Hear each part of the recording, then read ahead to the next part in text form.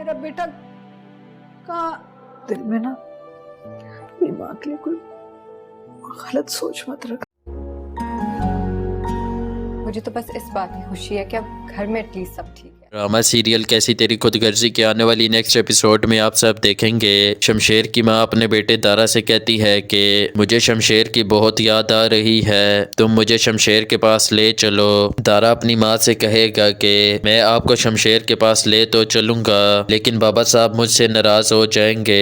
दारा की माँ दारा से कहेगी कि तुम अपने बाबा के बारे में मत सोचो, तुम तो जानते हो कि मैं शमशेर के बगैर नहीं रह सकती, इसलिए तुम मुझे शमशेर के पास ले चलो। इसके बाद दारा अपनी माँ को शमशेर के पास ले जाता है। शमशेर जब अपनी माँ को देखता है तो वो बहुत खुश हो जाता है। इसके बाद शमशेर की माँ शमशेर से कहती है कि बेटा तुम घर वापस आ जाओ। दारा भी शमशेर को समझाने की कोशिश करता है कि तुम अपनी जिद छोड़ दो और घर वापस आ जाओ, और तुम महक को भी अपने साथ घर में ला सकते हो। मैं बाबा साहब से बात कर लूँगा और मुझे यकीन है कि वो मेरी बात मान लेंगे।